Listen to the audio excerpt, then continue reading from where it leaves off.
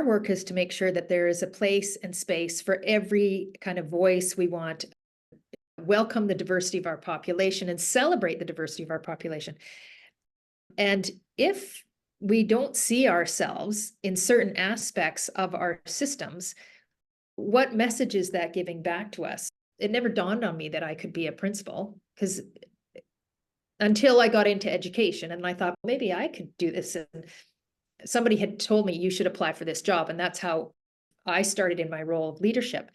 And then as I went down the road of leadership and further into my research, I did question if this is this difficult for relatively well supported, like a person like myself. I know how to access public education. I know how to access post-secondary education. I can access funds to pay for it. And if it's this difficult for me to get to a place like this, what is it like for our BIPOC population, our Indigenous leaders? Like, how can we create the landscape that it's more open and accessible and welcoming, and that everybody sees themselves in all aspects of our education system? For me, that's the why of it really does matter.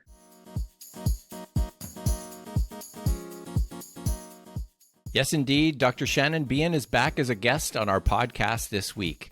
Dr. Behan is the president of the British Columbia Principal Vice Principal Association, also known as the BCPVPA. And I'm Stan Baker, one of the hosts of Circle Forum, along with Shelley Steele and Steve Young. Now, leadership roles, particularly in education, should reflect the diversity of the population they serve. And Shannon discusses the need for the diverse voices, including women and BIPOC individuals, to be represented in leadership positions, and the systemic barriers that often prevent this. In rising to leadership roles, women face challenges in societal expectations, nonlinear career paths, and the research participants mentioned the impact of physical appearance on perceptions of their capabilities. Today's podcast is brought to you by Women in Leadership. Research shows that women are more likely to adopt a transformational leadership style compared to their male counterparts, which focuses on inspiring and motivating employees, fostering a positive work environment, and encouraging personal and professional growth among team members. Women leaders are more likely to prioritize and improve their organization's social responsibility. Studies have found that women leaders often bring a greater focus on environmental sustainability and community engagement. At the end of this episode, be sure to visit our website, www.restorative.ca, where you can find some restorative relational resources. And if you enjoy this, make sure you subscribe on Spotify and YouTube. Steve's away, so let's head over to this discussion with Shelley and me, Stan.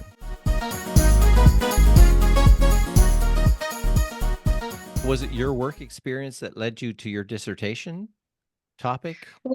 It was more when I started working on my doctorate, and it was more my question was more about what are the pieces that BC education puts into play, kind of a top serving, leading education system globally. And that was originally my question. And as I started paring down and getting it more microscope, I started looking at leadership and then policies. And then when I started looking at the role of superintendents and how their work kind of really determines what happens for a district, I just started noticing as I looked across, that started Western Canada, that there were very few females. It wasn't intentional. Then it dawned on me, and I thought, why are there so few females? Because teaching historically is a female profession. I think between 70-80% of teachers in public schools are female, and then a greater percentage in elementary school are females. And then I thought, when you start asking yourself, why is this that the majority of people who are on the ground working are one gender, but it's not reflected in the leadership? What's going on there that it's not happening? And so the question came out of there. And what did you find out? What did your data and your research show? I'll start with some of the statistics. And again, I just have to make sure this isn't from 2022. It's not outdated, but at 2022 in BC, in public schools, we had 32% superintendents, which was a really high number. And then moving east, Alberta, Saskatchewan, Manitoba, it was between 18 and about 25% female superintendents. So my intention was to take a look at the why. What's the educational background of the superintendents? How did they become a superintendent? What was their on-the-job experience? And what were the challenges in what did they have to overcome personally and professionally to do the jobs that they were doing? And so what I did is I tried to get, it was actually difficult. I tried to get about 13 to 20 superintendents to be part of my research, which was more difficult than you might think. First of all, it was difficult finding them. And then because I think the pathway and sometimes the on-the-job experience was very difficult, not everybody wanted to be part of the research. And then what I found was most of the women said that they never intended to go into education and that somebody saw something in them or they shoulder tapped them or they said things like, oh, I was in the right place at the right time. So there was either an intentional or unintentional humility. You can't be too confident. You can't be bragging and say, this is what I wanted and I was driving to the role. Everybody you have to be very humble in your career hopes, I think. And it seems to me it was reliant on somebody else seeing something in the superintendents who were successful. I guess the piece around being humble, that is how women are socialized generally, right? It doesn't matter where you're coming from. It's if somebody else is either giving me an opportunity or it's that the whole piece about not talking about what your strengths are and just being humble and that you've been given the opportunity, but we're generally socialized that. Hopefully we're doing a better job with our daughters now, but that has been the path that we don't speak about our strengths or that I deserve this. I've worked hard for this and here I am. It's a different mindset for sure. Absolutely. I know. Hopefully we are changing that. Yeah, there's space for everybody. Exactly. Yeah. And the other thing that came up in the research is the pathway to the role. So traditionally males had a job in high school, science, math, PE, something like that. Then they became department heads and then maybe a vice principal, a principal, a district role, and then superintendent. So it was a very clear trajectory. For the female superintendents, it was very circuitous. It's a bit of a jungle gym.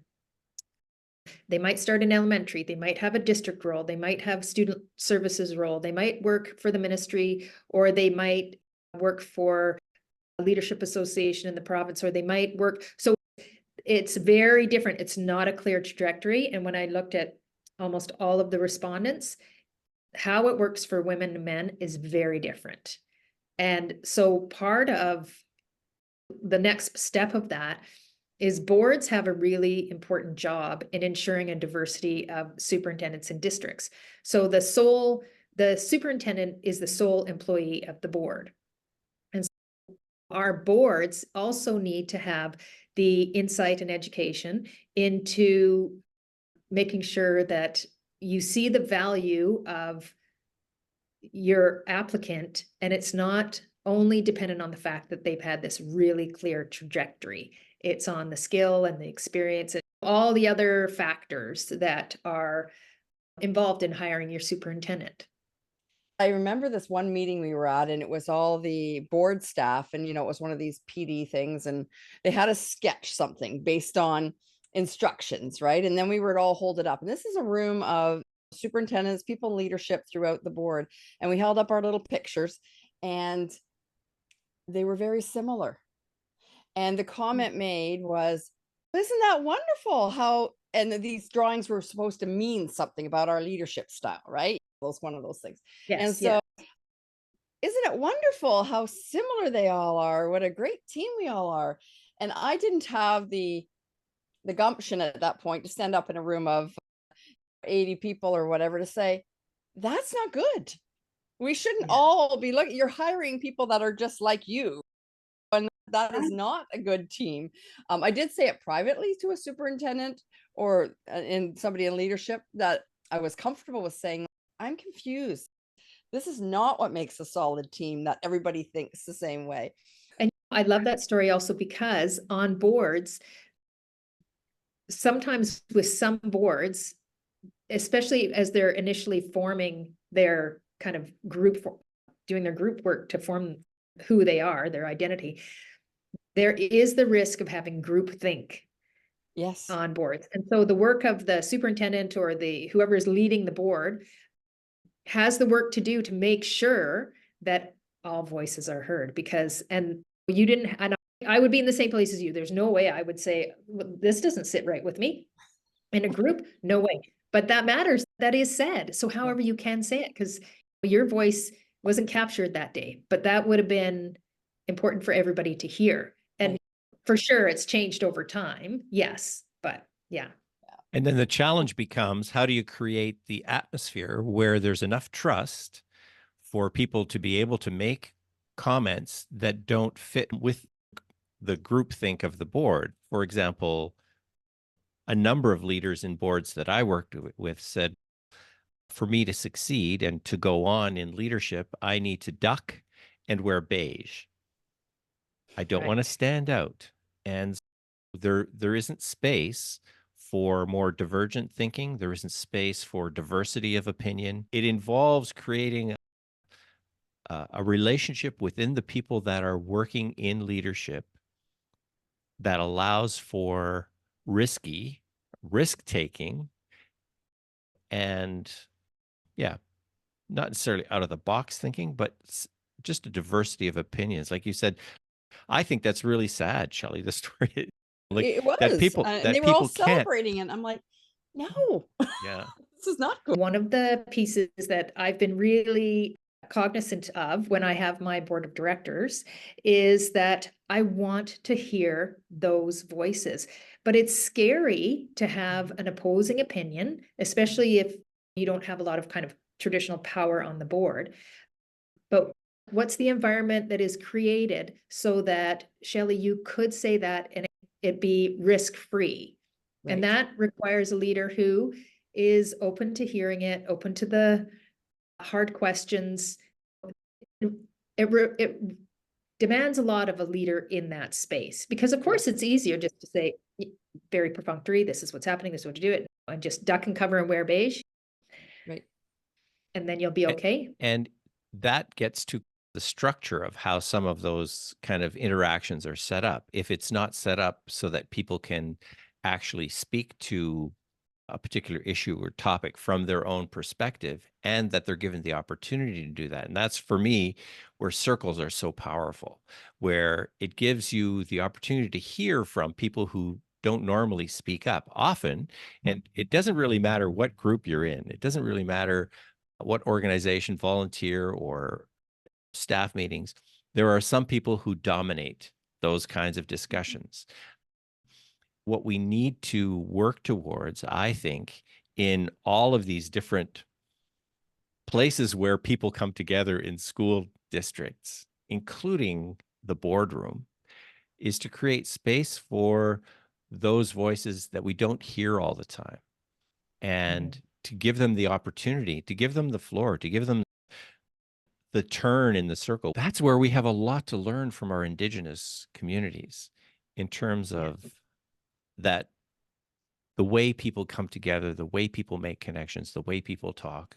And circles coming out of those traditions can, I think, really impact how those conversations go. You're making me think of using circles in my work coming up. So I'm like, oh, I'm going to do some more research. That's what I'll do at 2:00 in the morning. The one thing that did come from the research is, regardless if you're in a larger center or in a more rural setting, is having a mentor having a strong network. Really, that was throughout. Every single female superintendent had a mentor and worked at networking all the time. And is that something you did comparative? Is that something that you're aware of is also true for male superintendents or not as much? I would say historically, some of the terms that I've heard here, and this isn't reflective of what's happening today. I want to make sure that's really clear. But the term old boys club was used by many of the female superintendents in the research about what had been happening previously. And the idea behind that is that they were networking together. They were playing golf together. They would have the meeting and then the after meeting. And then that also speaks to the experience of the female superintendents. I'm just trying to think of all the respondents, except one, had children. And in order, if I had a meeting after the meeting, then I have children, I would need to go home and take care of my children, get them to soccer, make them dinner, all the things.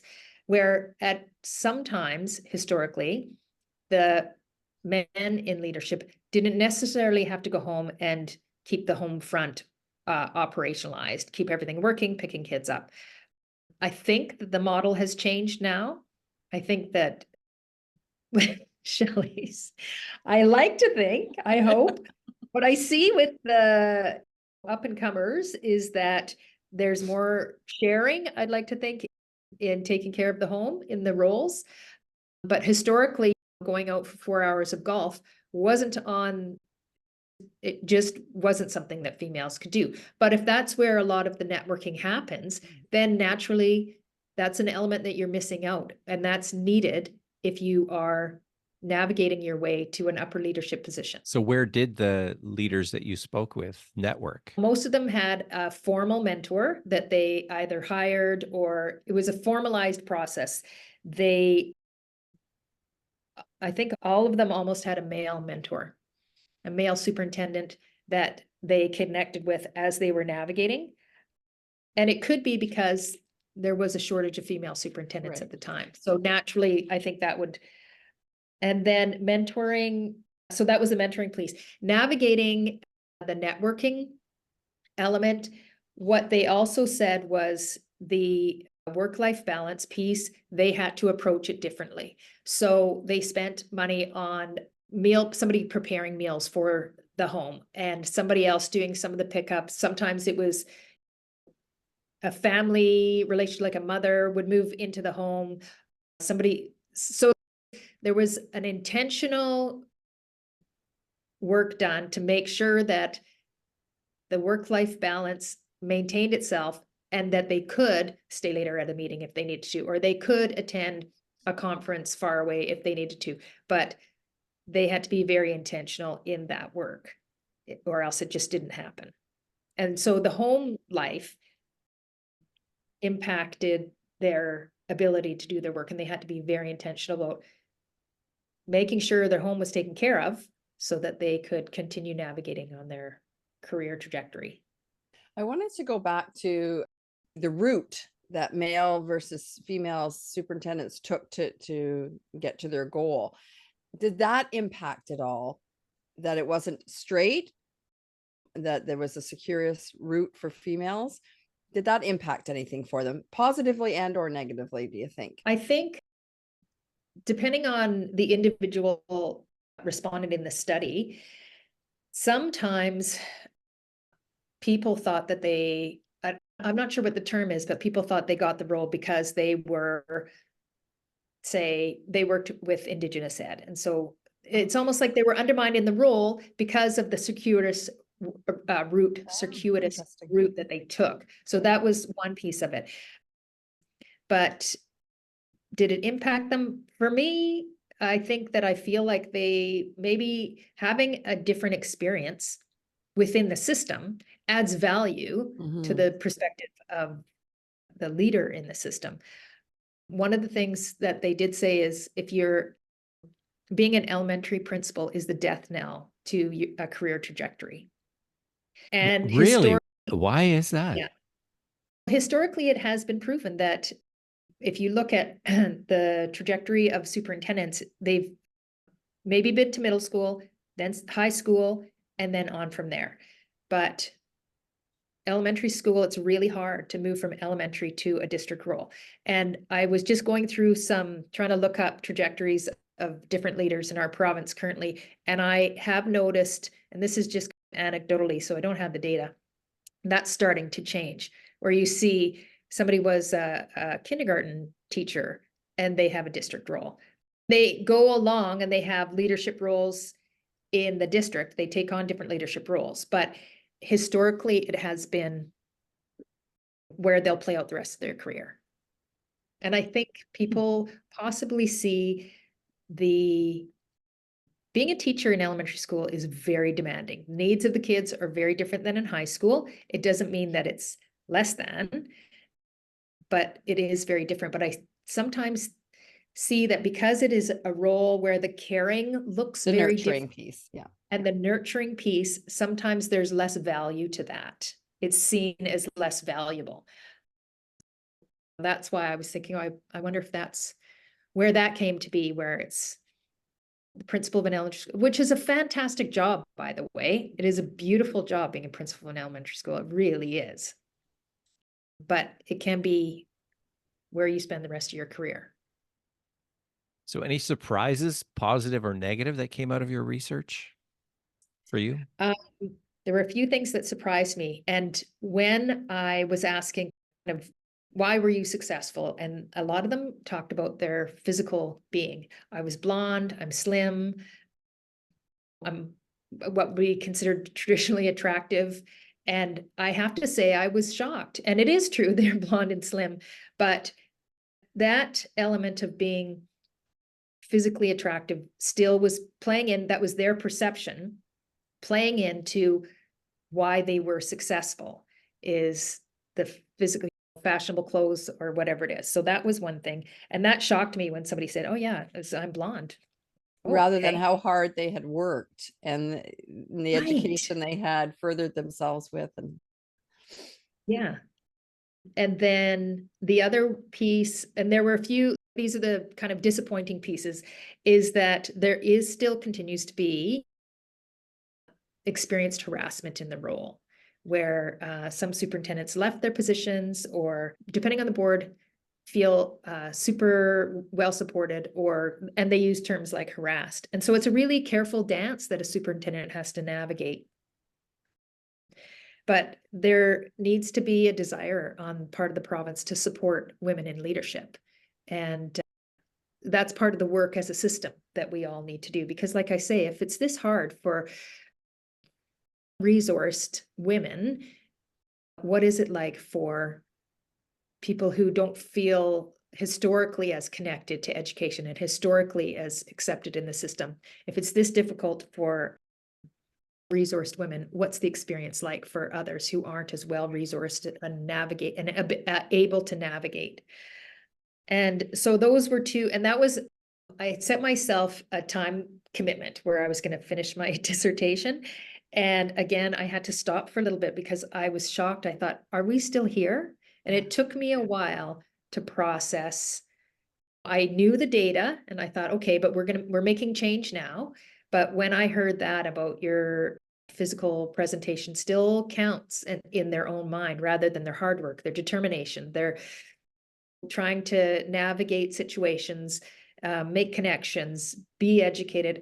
It took me a long time to move through that way of thinking, make sense of it, and then move forward and continue my writing. All of the female superintendents that I researched were not on the traditional trajectory. They were all really skilled, really talented women. They weren't coaches in high school because traditionally the men coached the different basketball, volleyball. Not all of them were high school principals. Not all of them were district leaders, but they all took different routes. And I think like the old Robert Frost poem, and that I think has made the difference. And I think that is shifting the landscape in the province, which is what has to be done. The research was wonderful to do, and I met with a lot of really talented, smart, resourceful, amazing women who have worked so hard to be where they are at, and they have been supported by male leaders throughout this province and, wherever they were from. I do see the landscape shifting, and the landscape is shifting because there's space for a diversity of experience and skills throughout the system, and we're moving in the right direction. What I heard loud and strong was the need for a mentor and for a strong network. And those can be developed in different ways, but those were key pieces for you. And also that although it's shifting, how long that's taking to shift for white women, how long is it going to take to shift for those who are not meeting the physical attributes that are seen as valuable or valued the same way? And that sounds like it was very valuable research.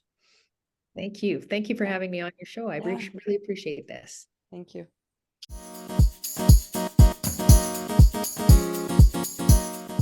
We've really been enjoying these discussions with Shannon Behan, and as she points out, there is a need for systemic change within education to support more inclusive leadership. This includes rethinking the traditional career trajectories, challenging groupthink, and fostering an educational environment where diverse opinions are valued and encouraged. Find out more about our work with restorative practices and some very practical how-tos of inclusive conversations, particularly with leadership, at www.restorative.ca. You can email me, stan@restorative.ca. Shannon's research underscores again the critical role of mentorship and networking, particularly in the career advancement of female leaders.